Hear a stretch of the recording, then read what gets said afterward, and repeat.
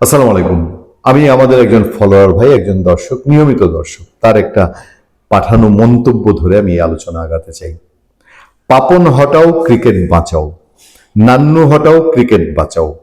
এখন তো দেখতেছি ক্রিকেট বাঁচবে দূরে থাক, ওনারা চলে যাওয়ার পর বাংলাদেশ ক্রিকেট আইসিইউতে চলে গেছে। মাঠের মাঠের ক্রিকেট খেলার থেকে বেশি মাঠের ধুলোটাই যেন উঠছে।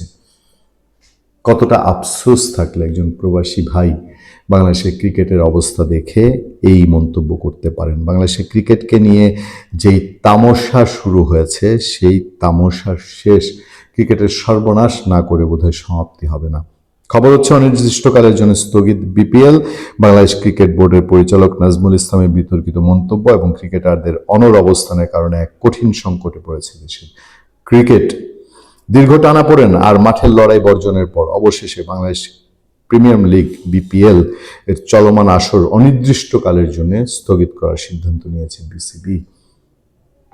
এই ছিল যেখানে বিশ্বকাপটাও আমাদের অনিশ্চিত হয়ে পড়েছে। বৃহস্পতিবার ঢাকা পর্বের প্রথম দিনে কোনো ম্যাচই মাঠে গড়ায়নি।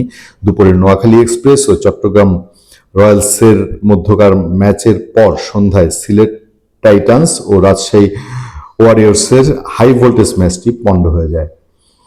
নির্ধারিত সময় পার হলেও কোনো দলের ক্রিকেটার কিংবা অধিনায়ক মাঠে না আসায় বিসিবি স্থগিতের সিদ্ধান্ত নেয়। রাতেই ফ্র্যাঞ্চাইজগুলোকে আনুষ্ঠানিকভাবে সিদ্ধান্তের কথা জানিয়ে দেবে বোর্ড।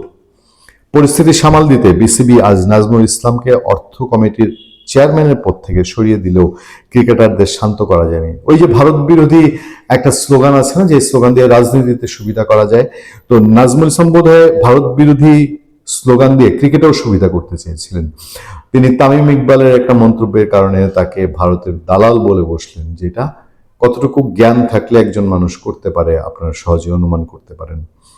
খেলোয়াড়দের সংগঠন কোয়াব বিকেলে সংবাদ সম্মেলনে স্পষ্ট জানিয়ে দেয়, কেবল কমিটির দায়িত্ব থেকে অব্যাহতি দিয়ে আইওয়াশ করলে চলবে না। নাজমুল ইসলামকে পুরোপুরি বোর্ড পরিচালকের পদ থেকে অপসারিত হতে হবে। মানে পরিস্থিতি জটিল থেকে আরো জটিলতর হওয়ার উপক্রম।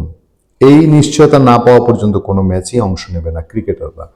বিপিএল এর মতো একটি বড় ফ্র্যাঞ্চাইজি টুর্নামেন্টের দুটি ম্যাচ একদিনে পরিত্যক্ত হওয়া এবং পরবর্তীতে পুরো টুর্নামেন্ট স্থগিত হয়ে যাওয়া বাংলাদেশের ক্রিকেট ইতিহাসে নজিরবিহীন ঘটনা।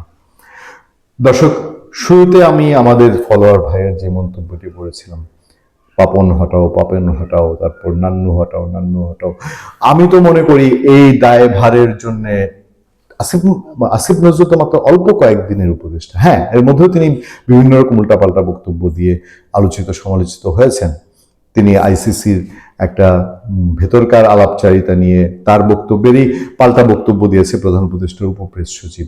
তারপর তিনি ক্রিকেটের রাজনীতির জড়ানো না কথা যখন তিনি বলছেন যে ক্রিকেটের সাথে রাজনীতি জড়ানো ঠিক না, তারপর তিনি আবার খুব বেশি রকম ভাবে ক্রিকেটের রাজনীতি নিয়ে আলাপ আলোচনা হচ্ছেন। কিন্তু দায় ক্রিকেটকে আজকে ভাঙতে ভাঙতে ভাঙতে ভাঙতে এই জায়গায় নিয়ে আসার দায় দায়িত্বের জন্য কাঠগড়ায় কি সাবেক ক্রীড়া উপদেষ্টা আসিফ মাহমুদ সজীব ভুঁইয়াকে দাঁড় করানো যায় না?